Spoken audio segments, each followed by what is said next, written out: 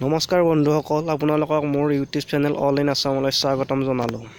আজি আপোনালোকক আহিবলগীয়া অসম পুলিচৰ পৰীক্ষাৰ বাবে কেইটামান প্ৰশ্ন যুগুত কৰিছোঁ।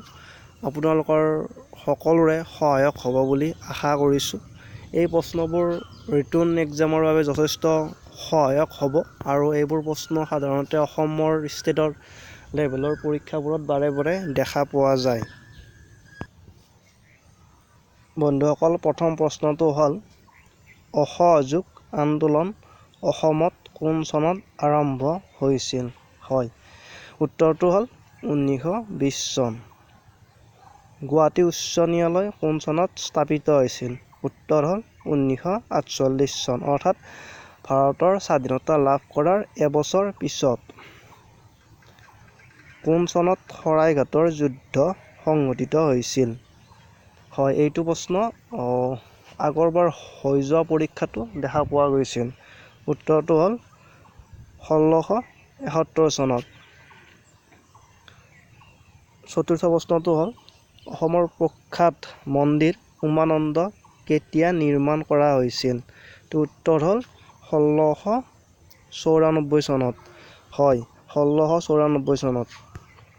আৰু উমানন্দ হ'ল অসমৰ তথা বিশ্বৰ ক্ষুদ্ৰতম নদীদ্বীপ আৰু বৃহত্তম নদীদ্বীপ হ'ল মাজুলী, অসমতে অৱস্থিত। নেক্সট হ'ল অসমৰ কুমাৰ ৰজা বুলি পৰিচিত ব্যক্তিগৰাকী কোন? উত্তৰ হ'ল কুমাৰ ভাস্কৰ বৰ্মন। অসমৰ প্ৰথম ব্ৰিটিছ চিফ কমিছনাৰ কোন আছিল?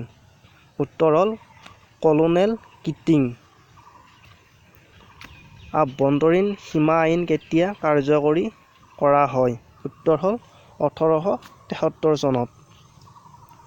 প্ৰাচীন কামৰূপৰ কোনগৰাকী ৰাজকুমাৰীক কাশ্মীৰৰ ৰজাই বিয়া কৰাইছিল? উত্তৰ হ'ল ৰাজকুমাৰী অমৃতপ্ৰভাক কাশ্মীৰৰ ৰজা মেঘবাহনে বিয়া কৰাইছিল। অসমৰ কোনজন স্বৰ্গদেউক লৰা ৰজা বুলি জনা যায়? উত্তৰ হ'ল ৰত্নধ্বজ সিংহ বা চুলিকফা। নেক্সট প্ৰশ্ন, স্বাধীনতাৰ পাছত গোপীনাথ বৰদলৈ অসমৰ প্ৰথম মুখ্যমন্ত্ৰী হোৱাৰ সময়ত বিৰোধী পক্ষৰ নেতা কোন আছিল? উত্তৰ গৌৰীশংকৰ ভট্টাচাৰ্য। অসম মন্ত্ৰী পৰিষদৰ সদস্য পদ লাভ কৰা প্ৰথম মহিলা কোন আছিল? উত্তৰ হ'ল শ্ৰীমতী পদ্মা কুমাৰী গোহাঁই। স্বাধীনতাৰ পাছত বিধানসভাৰ প্ৰথম অধ্যক্ষ কোন আছিল? উত্তৰ হ'ল হৰেশ্বৰ গোস্বামী। বন্ধুসকল, আৰু নতুন নতুন প্ৰশ্ন পাই থাকিবলৈ মোৰ চেনেলটো ছাবস্ক্ৰাইব কৰিব আৰু লাইক শ্বেয়াৰ কৰিব।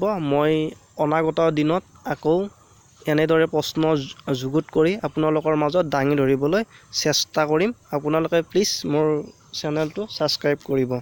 Thank U.